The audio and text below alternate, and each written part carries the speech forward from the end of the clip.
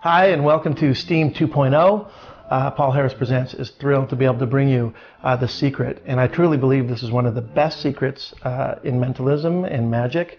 It's one of the most creative things and wonderful things that I've seen in a really long time. I just wanted to clear up some of the history and the crediting on this effect.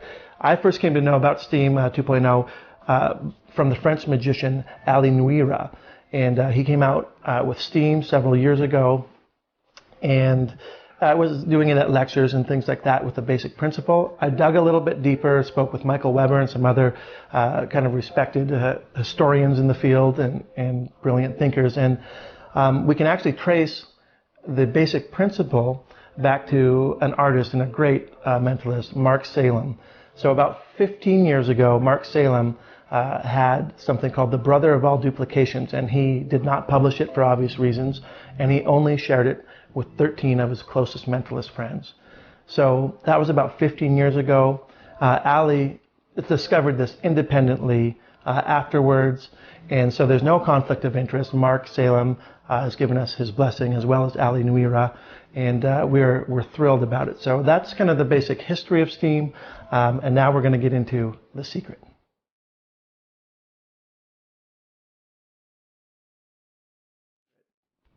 This is so exciting. And for those of you who know The Secret and who are familiar with Ali Nouira's STEAM, I want to explain to you why this is the ultimate kit and why all the materials that you received in this kit are what take this to the next level. So very quickly, here's The Secret. I think you should wait though. I mean, I think this is too good. Maybe don't even watch it. Okay, watch it. This is great. So this whole effect relies on some very special materials. So you know that you receive this notepad. This is special paper. This is fax paper, brother fax paper, and the reason why Mark Salem called this the brother of all duplications in the beginning of all this. So the paper is going to react to the fumes from the pen.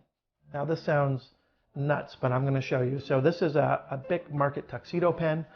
You can transfer the ink from this pen into your own Sharpie marker, and that's in another chapter, just so you know. You can use a Sharpie. And this pen is the best for this. You can try it with a Sharpie, but it's not consistent. So we included this because it's the very best.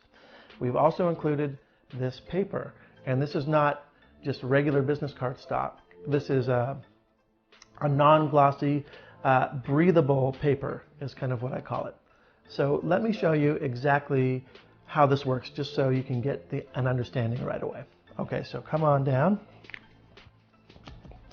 And let's say I write bro on here. Now I can turn this face down on the table.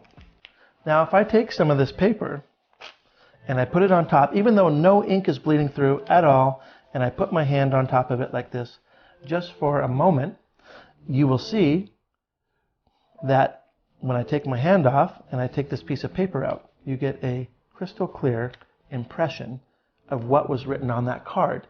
Even though no ink bleeds through, it's basically the fumes are going up from underneath that card through the porous paper and leaving an impression on the fax paper.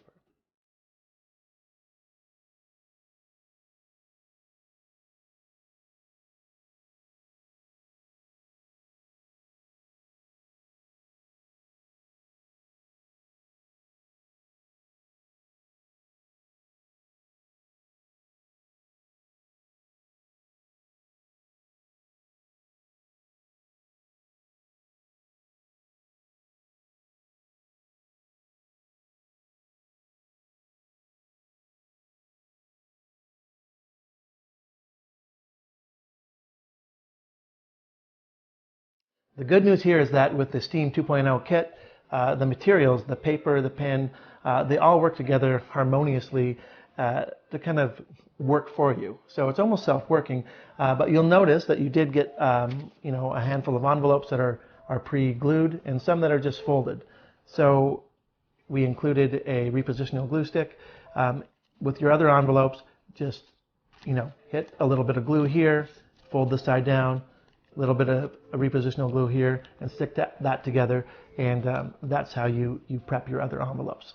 I know it's self-explanatory, but there you go. And with the pad of paper here, you're going to be tearing these off, and you're going to be sticking them onto the backs of bills and things like that, as you'll see in the routines below.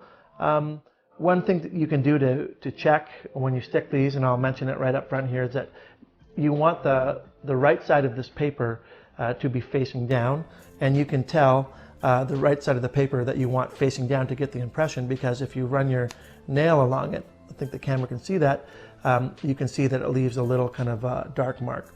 Also, this side of the paper is a little bit shinier than the other side of the paper. Your pads will be set up with the orientation the right way, but before you stick something down, you want to just do a little nail nick test and make sure that you have the right side down to get the impression, because if you put the other side of the paper down, you're not going to get an impression, and that's not very good. So that's something to watch out for. Of course, with the envelope, it doesn't matter. That's what's so cool about these, is that you can just hand these out and they can put it on top any which way they want. And there's a routine further into that also we teach you how you can use these twice, okay? Now the pen will work exactly as is. This is a Bic Market pen. What I would recommend though is that you take it out and you actually scribble with it a bit, bump the end down against a card, you know, get the ink flowing. That's what you want to do. You kind of want to flatten down that edge because you want the maximum kind of ink flowage. And that's why the Bic pen, the Market, it seems to flow. It seems to have a different kind of chemical. We tried all kinds of different pens, and this one leaves the best, strongest impression. And thanks to Ron Pink, who is an ink expert and actually played with this principle a lot and discovered that these Bic markers are actually the very best. So we'll also teach you how you can take the cartridge out of this and transfer it into a Sharpie if you don't want to carry the Bic pen around.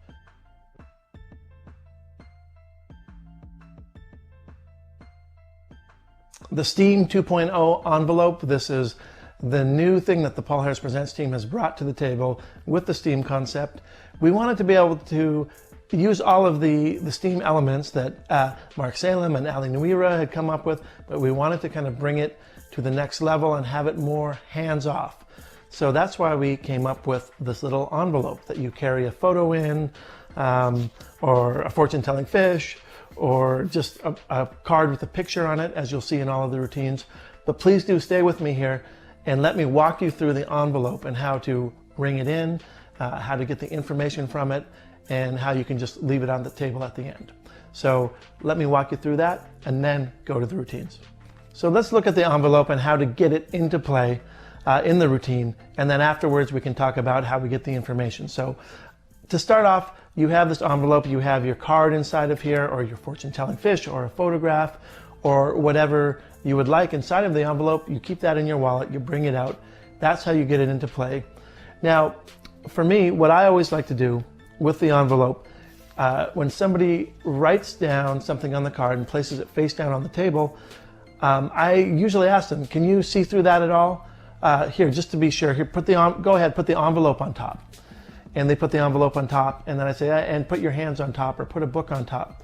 So them placing the envelope on top of this card is almost an afterthought. It's like you put it down, you say, you can't see through that, can you? Here, just to be sure, put the envelope on top. Actually, even better, put your hand on top of that. So there's a little bit of acting here, and I want you to get that envelope on top of the object, as if it's kind of an afterthought, as if you're kind of improvising it and looking for things to use to cover up that thing, so we can make sure that nobody at all can ever see that information that they've written on the card. So now you've done some of your pseudo mind reading, as you'll see in the descriptions of the routines, and now you're going to need to get that information, because the card is going to leave an imprint on this envelope. The steam is going to come up, and that's where the impression is going to be. So in all of those routines, it's very important to remember that when their hand is on top of everything and they're sitting there holding that thing and there's no way that you could possibly know anything, that's when you start reading their mind, okay? So before you even go for the envelope. You're going to start looking at them and going, you know, I think, were you thinking of this? What about if, I think maybe you had a picture, but I'm not sure. And you start drawing with the pen in the air. And then you say, I think I have something. And what you're doing now is you're looking around for something to draw on. You say, I need something to scribble on. I'll tell you what, here, slide me the envelope. Keep your hand on top of your card. I just want to scribble something on the envelope. So now what you're doing is you're taking that envelope and you're going to pick it up, of course, and you're going to see exactly what they wrote on the card. But don't stare at it and go right into it. So you look at it and you go, was it a number? And you keep the focus on them. Was it a number? Was it, I think, and you just start doing some random lines, even though you're staring right at the impression. So at this point, you are looking at the impression, and you get to that point because you apparently, you're getting all these thoughts and you need something to scribble something down on, okay? That's really important. So in the context of this, don't have a Post-it pad or a napkin and stuff. Kind of make sure the area where you're doing this, you don't have anything else kind of readily available that you could scribble on, because it's kind of a nice justification to be able to scribble on that envelope and take it back and have a reason behind doing that. So keep that in mind. Now at the end, the ending of all this. So you've got the information. You know, let's say you have an impression here and you're scribbling it down. A lot of times, and my favorite thing to do is I just copy over top of that impression. You'll learn that in the routines, but I look at what it is. I might draw, you know, if it's a flower or something, I might draw a few different flowers, and I'll just trace over with the black pen, the gray impression mark, and change the image a little bit. Okay? So you can do that. You never want to make it exactly the same as what they've done. So you can make it bolder, change it a bit, or you can actually scratch out what they drew and kind of draw it in another area, right? If they do a big word right across the thing, oftentimes instead of tracing over the word completely, I'll look at what the information is and pretend to write something. I'll scratch out that big word and go, you know what, I'm not getting the thing, and I'll scratch it out and I'll turn the envelope over and I'll start on the blank side, okay? Now keep in mind, there's a way that you can use this envelope twice in the 2-for-1 Steam section, so check that out too. So once you get this back, you get the information, you can draw right over top of here, get somebody to put their hand on top of it, they reveal what they did, and you have a perfect drawing duplication. The other option is, and you'll see this in like the red herring routine, I'm just picking up the envelope and taking out the fish and getting the information and putting this envelope away.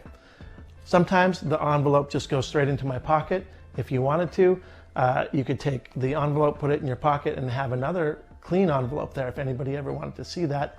But really, by the time you get this out of the way, and they're not looking for that, it's incidental, it's not even part of it. So the whole thing now becomes, in the red herring routine, about the fish and reading their mind directly and getting straight inside their mind and telling them what they're thinking of. So those are just a few of the options. That's how to ring in the envelope. That's how to justify taking it back. You can leave it to be examined on the table if you just draw over or scribble out the impression after you get it. Everything can be left. Or you can take it, if you just want to get the peek, and put it in your pocket, have another envelope in there if you want. I love the idea of getting the information and going over top of it and changing it a bit and getting that moment at the end of the drawing duplication, but it's up to you. So use it wisely and enjoy. This is one of my favorite routines with the Steam 2.0 envelopes and the whole principle. And here's what you'll need. You're going to need one of your envelopes, one of the cards, and your pen. And on one side of the card, I just draw a triangle inside of a circle, or a circle inside of a triangle. You might, start to know where I'm going here, some of you in the know. So anyway, I have this in here. I have it inside my envelope. This rides in my wallet. It's with me everywhere I go. I actually keep a few of these on me at all time. And so you're with someone and they want to see something, and you say, oh, well, let's try something fun. I want you to try to read my mind. To me, this is a great lead-in to something. So you say, I drew a picture, some symbols on the other side of this card. I don't want you to see them, and I'm going to try to have you read my mind. Here, I'll put it face down on the table. I'll cover it with the envelope. Put your hand on top of all of that. I just want to make sure that you can't see what I drew. So you're kind of setting up this test condition thing that you're going to repeat in a minute. So now, of course, you do the old circle triangle for us. And if you're not familiar with it, right out of, it's been around forever. Banachek, my good friend, has an awesome version of it in Psychological Subtleties, his books.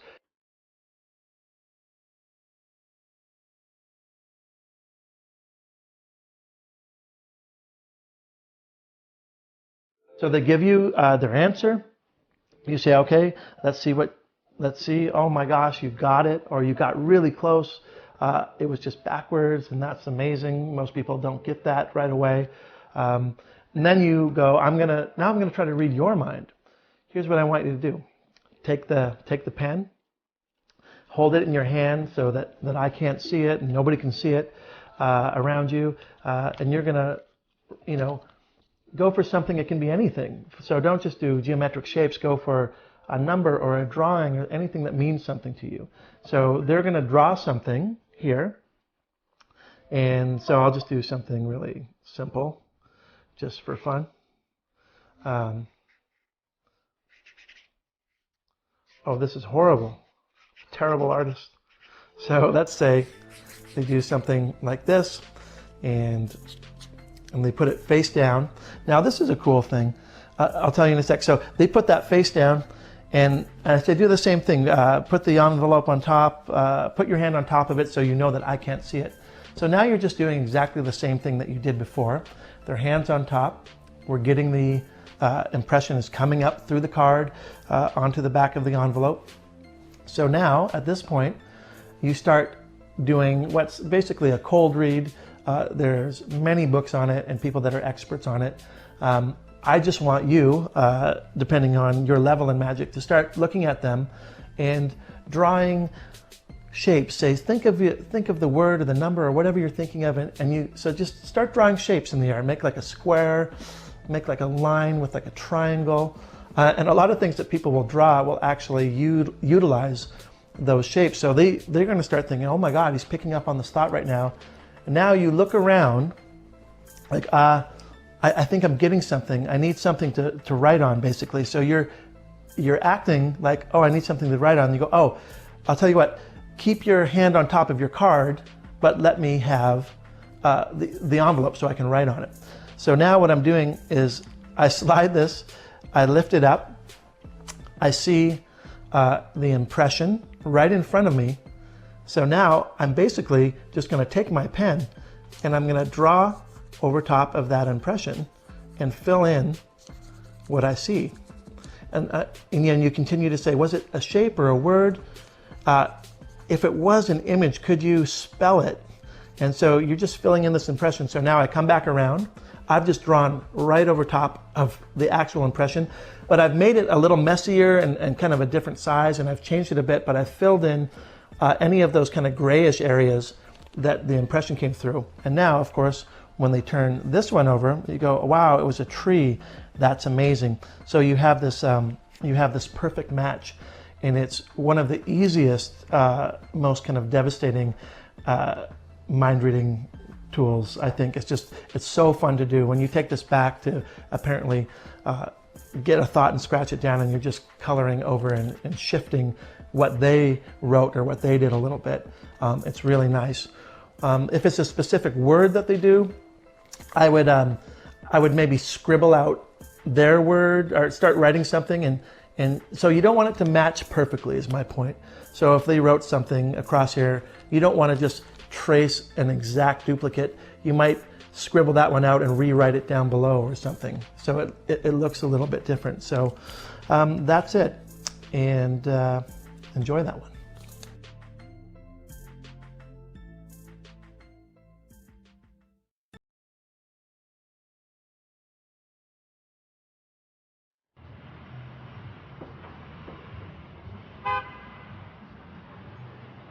Okay. So Ocean, before you came over, I drew a simple picture. I don't want you to see it.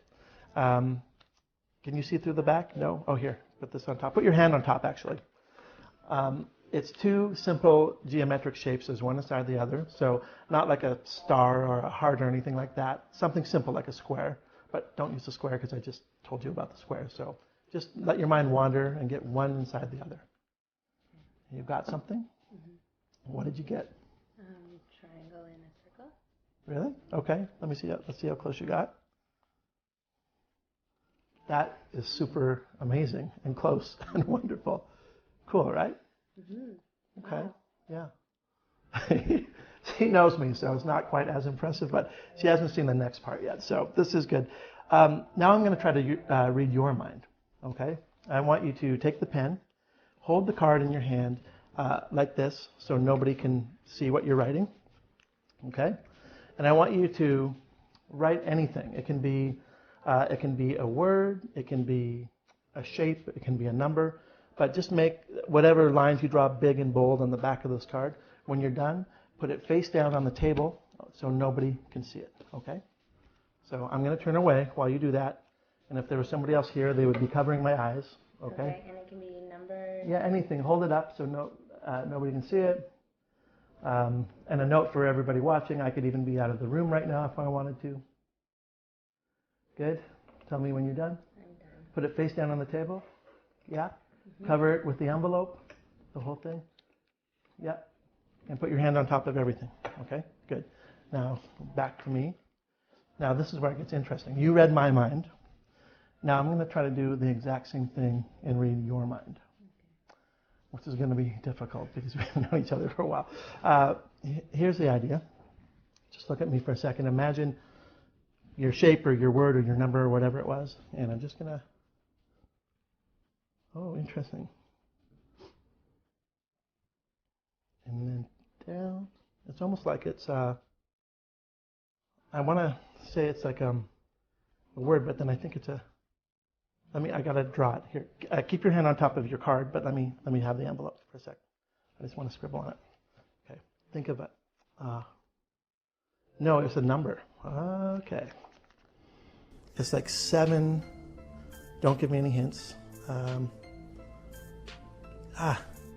7, 5. There's a 0? No. No, it's like 7, 5. I don't know, something else. Keep looking at me. Does this make any sense? It's almost like a thumb. Don't say anything.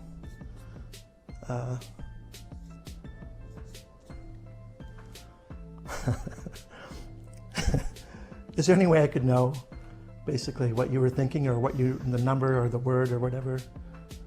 No? No, I don't think so. This is really interesting. What did, here, put your hand on top of this. Okay. What did you think of, or what was in your mind? You want me to say it? Yeah. Okay. Okay, yes, yeah. Okay. Oh, like okay? Mm-hmm. Well, let's see what you wrote. Turn it over. Okay. Now, if I somehow picked up on okay, that'd be interesting, right? I had like a thumbs up, lift up. Let me show you. I wrote thumbs up, okay, bam. And that's wow. Quick Draw Steam. Thank you.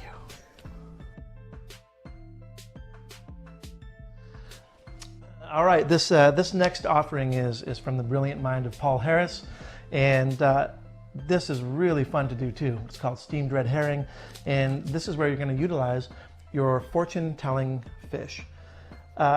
These are great, by the way, and if you're a magician out there performing, just in general, I used to put my business card in here, and after I did a set at a table, I would leave everybody with a fortune-telling fish, and they would sit there and it would be curling up on their hand, and everyone's having a great time. So these are a great thing to have at a party when you're doing magic. And I know it seems a little bit, if you're a hardcore mentalist, a little bit trivial maybe or kid-like, but this is truly a great way to utilize this fish. And if you haven't seen them before, I'll just show you. It's made out of this like cellulose paper, so if you put it on your hand, just the heat from your hand will cause this thing to curl and twist and form different kind of like apparently different designs and things like that. So you can see how that works. You say, you know, have you ever seen these fortune-telling fish? And you're keeping, the prep and the setup is that you're keeping an envelope, your Steam 2.0 envelope, with one of the cards and the fish inside of this convenient plastic packaging, which is nice because it kind of keeps your envelope nice as well. So you bring this out, you talk about the fortune-telling fish, you know, look at some of the, you know, if the tail moves, some of the fortunes and stuff, they're a little bit dated. And you say, we're going to try something with the fortune-telling fish. So you bring out your envelope and the fish, and you talk about it a bit. And you say the fish is going to read your fortune, okay? And you give them the card, you give them the pen.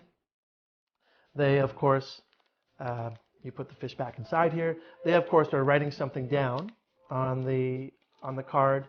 And very important to have your back turned. In some of the presentations you'll see I actually have somebody else cover my eyes. When you use the envelope, it's actually so fair that you can really build up the idea of impossibility by making sure that your back is turned. Somebody's covering your eyes, that you really can't see anything. So they're going to write something down here. Let's say they wrote, I don't know, a fortune. They wrote love. Okay. They write love. They turn it over. I say, I'm not even going to look. Put the fish on top, the envelope and the fish on top. Cover everything. Put your hand on top of everything, so you know that you're the only person in the world that knows what's going on, what you're thinking of, and you say you're going to send your thought into the little fish's brain or whatever. And so they do that. You know that once your hand's been on there for 5 seconds, you're going to have that impression. So you say, keep your hand on top of the card. Just lift up for a second. I just want the fish. So apparently you're just grabbing the fish. And what you're really doing is you're getting a peek here. And I slid this so it kind of moved, but you can still see very clearly it says love. I kind of, once their hand is on top, they'll press down and you'll get one thing. I shifted that myself, but you can still see how clearly you can see the word love. So I pick it up. Apparently I'm just getting the fish. Their hand is on top of everything. I pull the fish out. I get the peek, put that away in my pocket or whatever, and I place it on their hand. And I do kind of just a fun reading, just like a pseudo reading. You go, oh wow, look, it's moving over, it's curling. Oh look, see how it kind of goes down in that way? It almost looks like an L. Does that mean anything? Oh right. And then and these things will curl up. So if there's an O, see, look at this. It curls up. Oh wow, it made an O. Is there an O in your thing? So you can kind of just pretend and make up. And sometimes the fish will. You know, you can turn it and say, oh, yeah, that could be a B if one was on top of the other one. And you can just kind of, what's the word? Bullshit your way through. And so they go, wow, that's interesting. And you go, good, good, good. Okay, look at me. Think of the thing. Were you thinking of the word love? Really, seriously, you were. Let's have a look. Oh, my God. You did. It was love. That's amazing. Now, there's a few different ways to reveal that, of course, and you can apply this to the other routines as well. You can, of course, scribble out on here like we did before, or you can take something else with us out of play and write it down on a napkin or something, and you can say, keep your hand on top. What did you write? Good, and somebody else is holding the other thing, and they turn it around. So you can reveal that word love either by just, directly telling them, wow, were you thinking of the word like a heart or love? And you get that nice moment. Or you can, scribble it down somewhere else and have that kind of ending moment where you're holding up two things. So that's it. That's steamed red herring.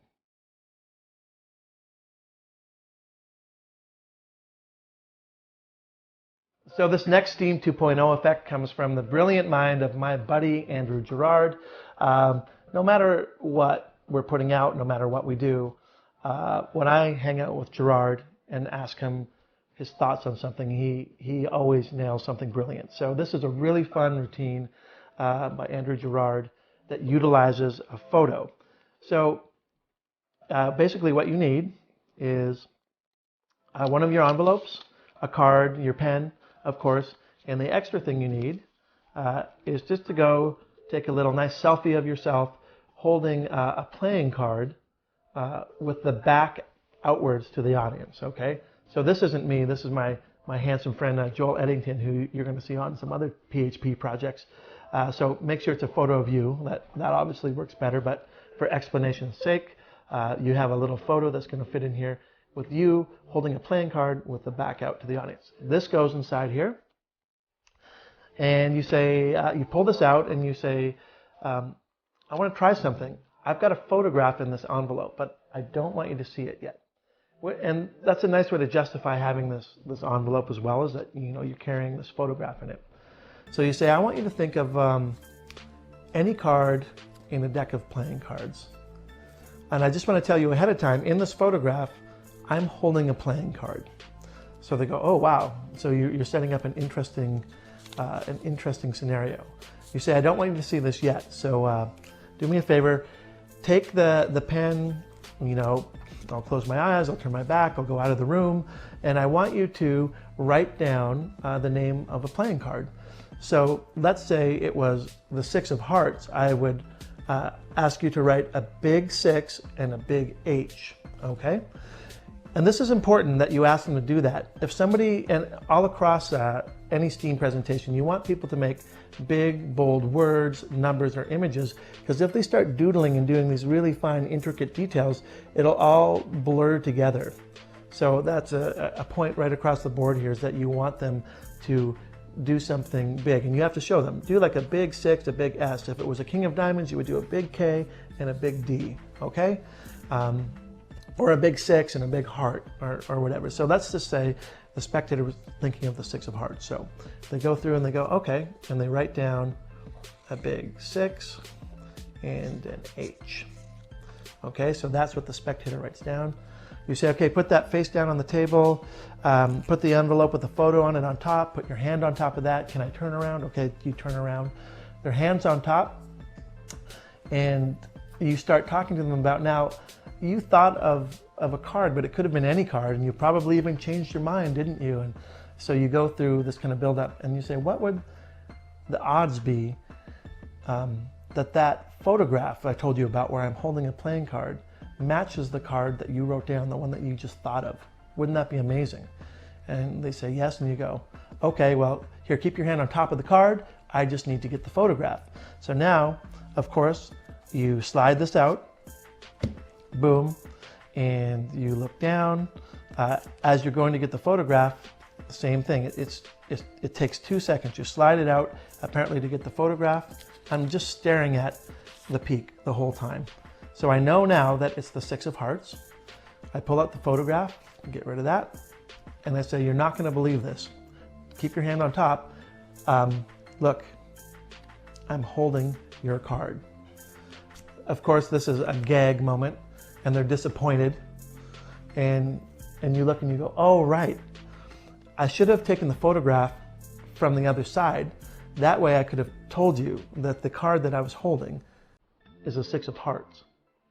So you get this kind of like build up, this kind of let down, this kind of gag moment, but then you get this powerful ending where they go, oh, well, that is what I was thinking of. Oh my God, how could it be the 6 of hearts? And so you get a really nice three-phase kind of routine with this. So thanks, Andrew Gerard, and enjoy that one.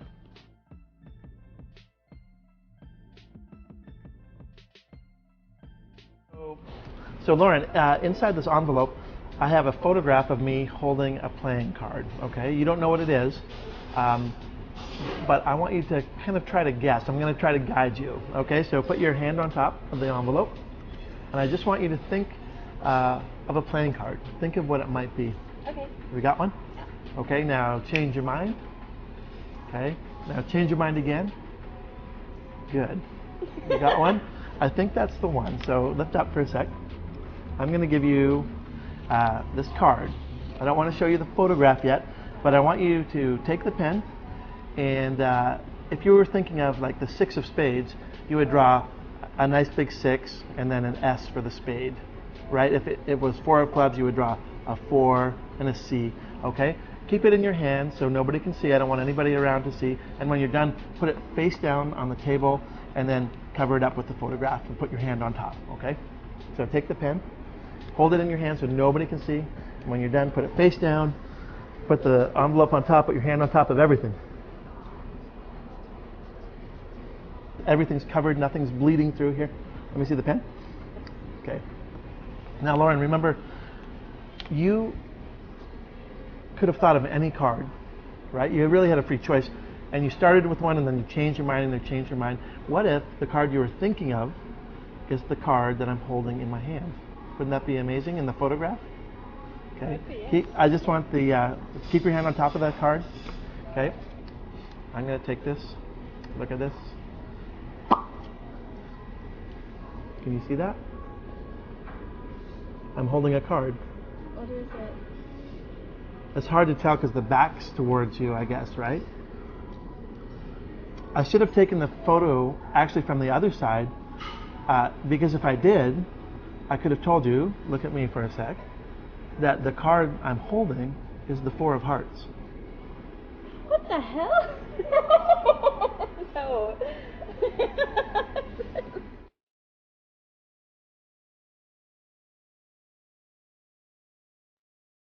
Another great way to do STEAM, and I like to do it this way because it's very dramatic, and the envelope allows you to get away with this because they can place the envelope themselves.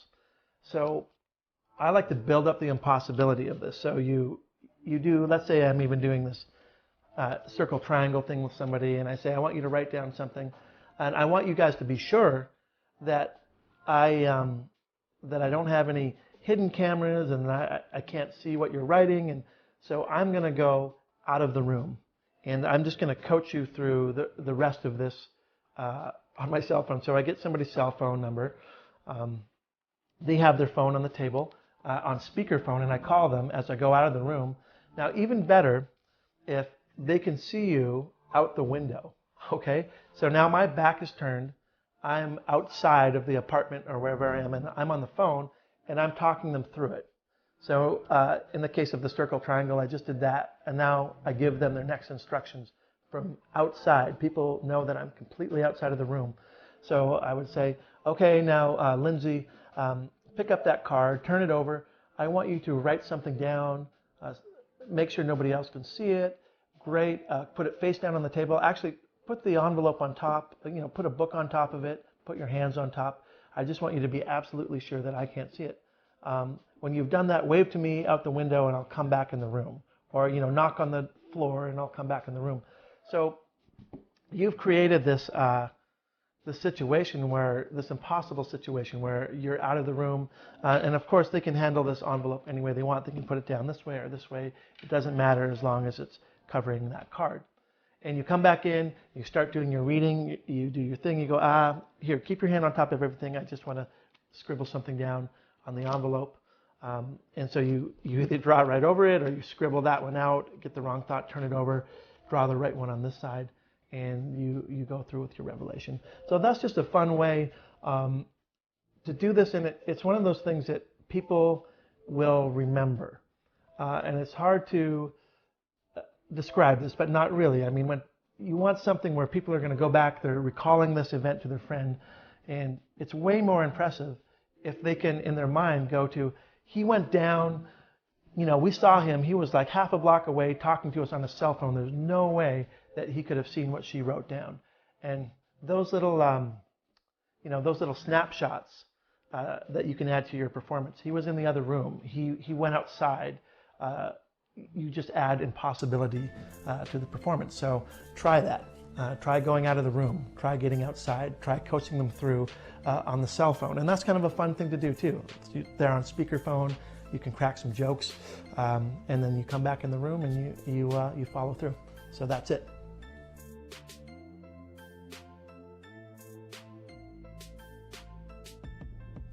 So this is Invisible STEAM. You may have guessed by the title that we're going to be using an invisible deck. So traditionally, if you don't know about the invisible deck, most of you will. It's a card effect where you ask someone to think of a card, change their mind. You tell them that you have one card in the deck, you turn the opposite way. Now, traditionally, with the regular invisible deck, which is brilliant always, they say their card out loud first, and then you take the deck out and you go through, and there's one card facing down, and that is the card that they just named. Well, if you use the steam principle and get one ahead with your peek, you can set up the invisible deck in the exact same way, except for now, before they ever lift their hand off that card, you can say, I want to show you, I want to make this fair. Before we even know what card you thought of, you go through the deck and you show them that there is one card facing the opposite way. And of course you can control that because you've gotten the peek ahead of time. So it's just an extra level and a really cool way to do the invisible deck. So the setup, very basic. I take my repositional glue. You'll notice here that I just rub around here, make the back a little bit sticky. I take one of my pages off of the pad, put it on here, stick it all down, give it a little nick to make sure, yep, that's the impression side facing down. I turn this over. Now inside of the deck, a lot of times during the invisible deck presentation, if you need to get an odd card, you have to pull out the cards one way, and if you're going for an even card, you have to turn the box over and pull the card out the other way. So the way around this is very simple, because you always want to pull out the deck in this fashion. You never want to show this side, of course. And to do that, you're going to simply just put a joker on top of one side, okay? And you're going to tuck it back in the box like this. So this way, right now, I know the 5 is here, so I know all the odd cards are on this side, and on the bottom, the 4 of hearts is here, so I know all the even cards are here and the odd cards will be reversed on the other side. So basically, if I pull this out and I know that I need an odd card, I pull it out this way without showing this, and I say, now there's one card, we'll get rid of the joker, and you go through. This is if you're finding an even card, sorry. And you do it like that. Now if you need to find an odd card, you just pull out the deck like this and turn everything over, and that joker on the bottom remains exactly how it's supposed to be. So you need to own an invisible deck and know the technology behind it to do this, but that's the setup for this. So the routine is very basic. You have your material on the bottom of your deck of cards. You get a card, you have them write something, a card. So let's say they say the 6 of hearts. So they write that down, they put it face down on the table. You say, I don't want anyone to see that. Here, we'll cover it with the deck of cards. Put your hand on top of that. You go into your setup about how before you even started, you took the deck behind your back, you removed one card, you turned it over, and you pushed it back somewhere in the middle of the deck. And what would the odds be that the very card you're thinking of, the card that you wrote down, is the same as the card that I randomly flipped over? So it's kind of a coincidence setup. So at this point, you say, to be absolutely fair, keep your hand on top of the card so nobody knows, and I'll show you the card that I flipped over first. Now what I'm doing is, as I go to get the deck, I'm looking at the impression, crystal clear, 6 of hearts. So I know that I'm going to have to access a card on this side. And if you're familiar with the invisible deck, you'll know. So now I know that this is odds here, and I need to get the 6 of hearts. I throw this out. I say, we'll get rid of that, the joker. And now I go down, and underneath the 7 of spades, if I did everything right. So I show them this first. Look, the 6 of hearts. Right? So you show them that first. And then, of course, it's unbelievable because that's the one that they just thought of in their mind. So that's just a very simple presentation you can do with the invisible deck.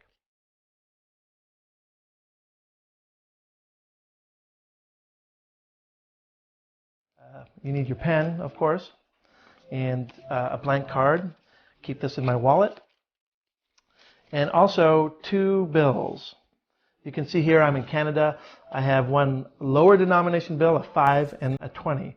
Okay, so you're going to start off making a bet with the 5, and then you're going to up the ante to the 20. So on the back of the 5, the lower bill, you might use a 1, whatever, depending on where you are, and you take your stick and you just glue it to the back. In this case, there's a little see-through leaf on the Canadian bill, so I just cut out that corner. So I take these, I put them in my wallet with one of my cards, and I'm ready to go. So the way I like to present it, I mean, you can have them write anything down. I like to propose a bit of a bet. I like to say, I want you to think of any number between 1 and 1,000. Pick a good one, and write the digits in big, clear, blocky letters so we can see them later. And once you've done that, you're going to put it face down on the table, and we'll go from there. So the idea is they write out their thing, you say, and I'm so confident that I'm going to get it, I'm going to put $5 on it. So they lift their hand. This is face down. They've got their number on it. Now their hand is on top of the 5, on top of their number that they thought of, and you have this impossible situation where there's no way possible that you could know that number, of course. And so you ask them to count 1 to 10. So count to 10 for me. And the guy says 1, 2, 3, 4, 5, 6, 7, 8, 9, 10. You go, interesting. I think I have a pretty good idea. You know what? I'm going to up the ante. So you reach into your wallet, and you pull out the 20. And now you take the 5 back and slide the 20 under their hand. Don't look at it yet. Resist the urge to peek at it right when you get it. And so now you go and you get their hand back on top, and you say, and just count 1 to 10 again. And as an afterthought, you go to put it in your wallet, and you miss, and you just look down so you can get it in. Now you know the number, you put that away, and you're clean. He counts to 10, or you make up whatever thing you want to do. Again, you look into his eyes, and you tell them the number they were thinking of. And now, of course, at the end, the $20 is yours. There's nothing to see, and the number's here.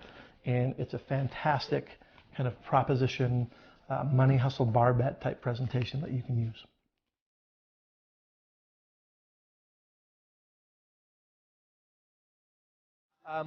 I want you to think of any number between 1 and 1,000. Okay.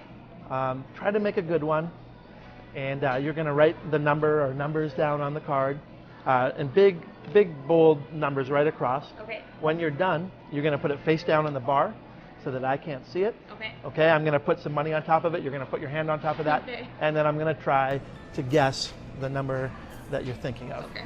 And tell me when you're done. Okay. Are you done? Okay. So just put your hand on top of everything. Okay. Okay. I'll put my hand on top of yours. Now, what I want you to do is just count from 1 to 10. Just count 1 to 10 out loud, but looking at me. Okay. But don't give me any clues. Okay. Okay. So go 1 to 10. Okay. 1, Mm-hmm. 2, 3, 4, 5, 6, 7, 8, 9, 10. Okay. I actually think I got something. I'm gonna up the ante. That gave me some extra confidence, actually. I'm gonna give you a 20. Okay. So, and now I'm gonna ask you to count backwards from 10, like 10, 9, 8, 7, 6, Okay. 5, 4. Yeah. Okay. 10, Yeah. 9, 8, 7, 6, 5, 4, 3, 2, 1. Wouldn't that be cool, though, if I could just tell you your number right now? Yes. I'm gonna write something on the back of this coaster. Look at me.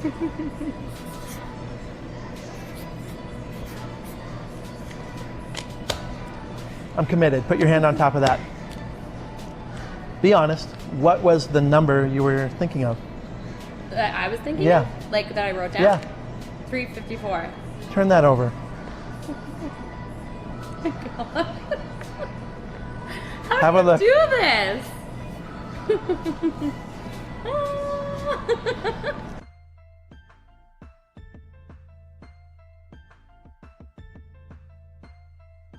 So this is 2-for-1 Steam, and this is just an idea to reuse your envelope. So you can use both sides of it, so you're not having to throw this out after each performance.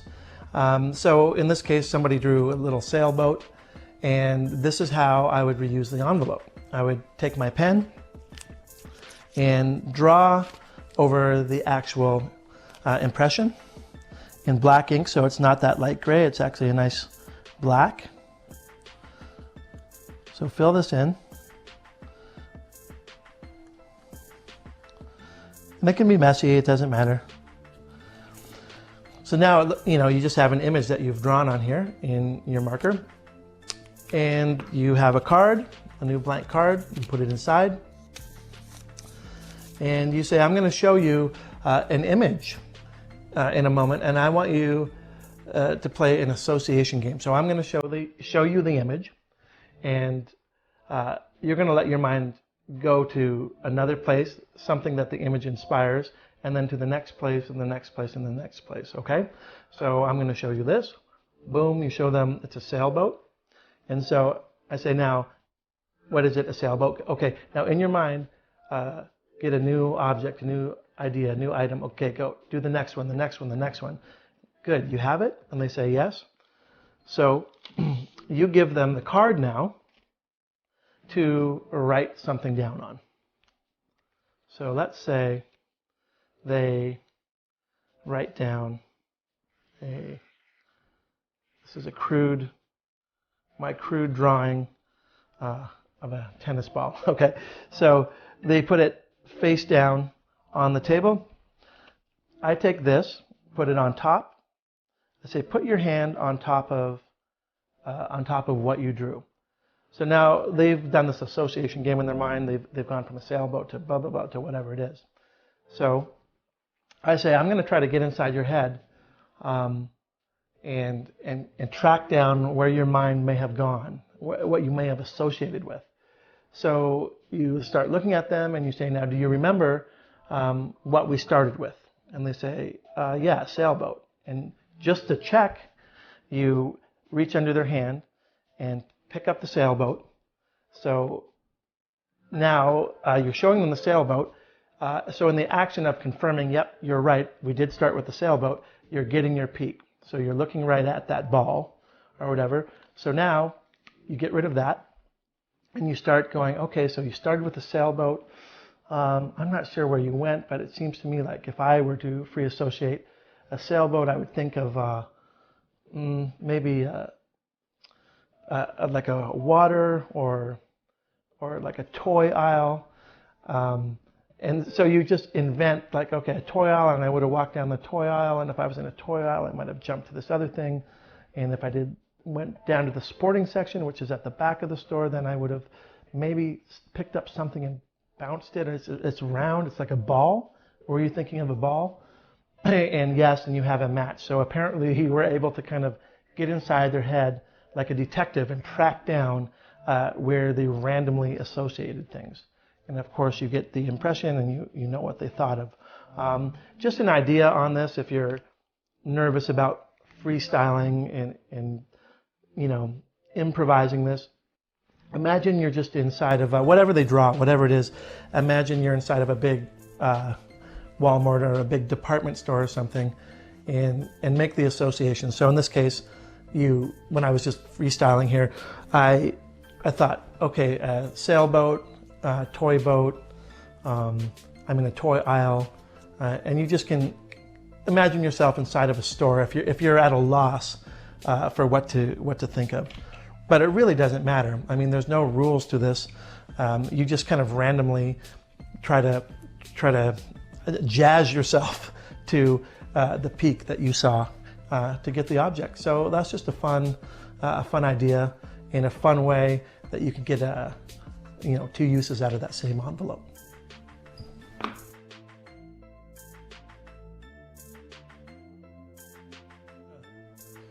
So we'll start with our Bic, our market pen, the one that we want. So you're going to want to pull off this nub. Try to be gentle. And you can see it here. Do it on top of newspaper. And so now you have the tip here.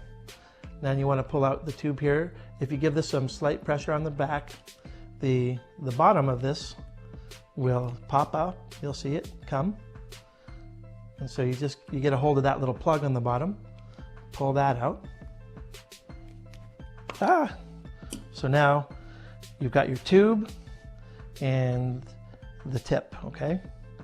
course, these are soaked with ink, so you should use some tools, all right? So keep that aside. You're done with this. Put that away. So this is now your Bic ink cartridge and your tip. So with the Sharpie, you're going to remove the cap. Sometimes you can just go like this, actually, with the Sharpie. Hold your fingers near the gray area, put the cap over top of here, and you can kind of work this around and bend it until it pops out. So you can see it's starting to come out. So you can see that now. Now I can grab this, pop it out, and now this is our Sharpie ink. So we're going to put the Sharpie ink aside over here, and we're going to take out the Sharpie cap, not the cap, the felt tip. We're going to get rid of that.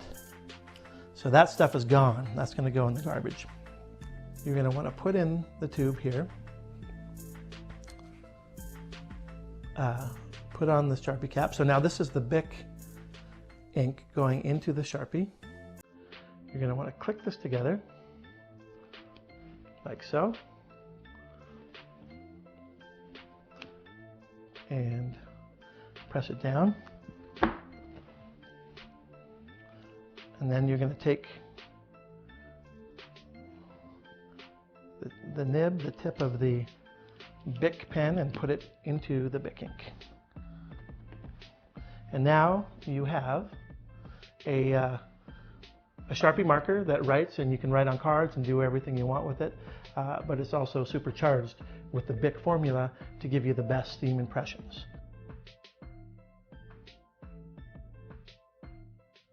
Okay, so there's not much care and feeding to do here. What you might want to do, what I do, is after I've transferred my Bic marker into the Sharpie, I take another Sharpie and I mark the bottom with a black dot just so I know that this is my, my steam Sharpie.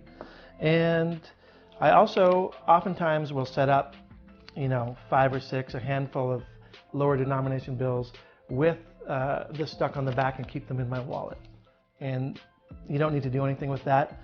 As far as carrying things around, whether you're going to use the fish presentation or not, I always I keep my little notepad and I keep my envelopes and cards inside of this little plastic case in my wallet or in my pocket. So I'm always ready to go.